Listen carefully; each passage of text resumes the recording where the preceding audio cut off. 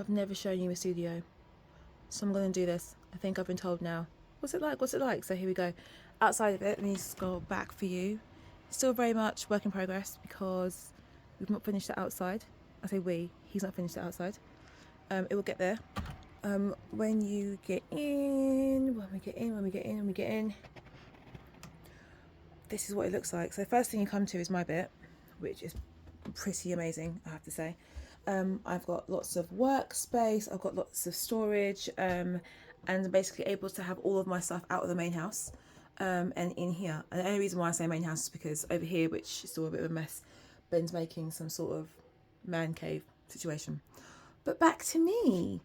I wanted to guys give some tips on what's made my space really useful, but also cost effective. So let's just start with some of the basics. All of my stuff that I use to make my wax melts, my candles, my coasters are in these drawers down here. So these drawers here, Ben built, but they're basically from IKEA. They are very basic, cost effective, and he basically got some wood from I don't know where at the bottom here to basically make a stand so that it's the right height for me to stand at. One tip I had from my old studio was that if your workspace is lower than your hips, you're going to bend over and you're going to kill your back. So make sure that it's a bit higher than your hips, and you will be set. So that's what I've got here. He got some wood, made me a really nice kind of counter space. He then got some kind of tool. I don't know what it was, but basically he kind of like did this, like made it round so that when we come in it's not sharp, but also when my kid comes in he doesn't hurt himself.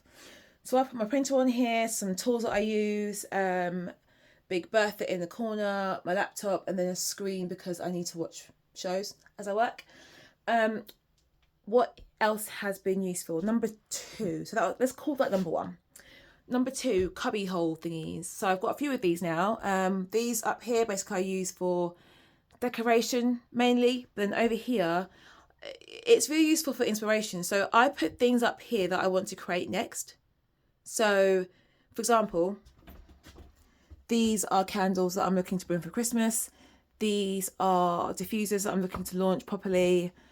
My pumpkin candles, I use these for like diary entries and then decoration, I guess. But I think it's great to have something that you're looking up at constantly to remind you of why you're going, why you're keeping going. Is that even a phrase?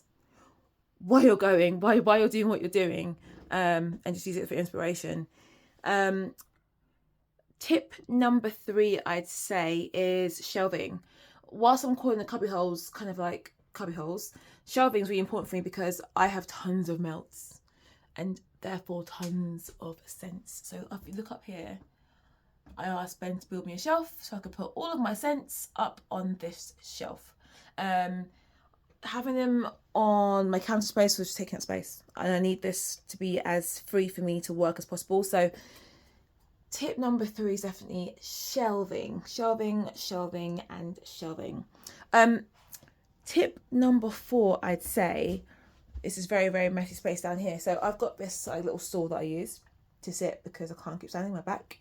Please, I am not 18 anymore. Have a space where you can put your feet.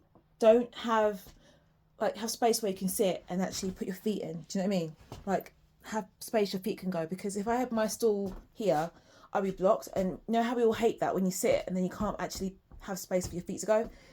Have somewhere for your feet to go. Have somewhere to sit so that you can take breaks, because standing for hours on end, that ain't it for your back.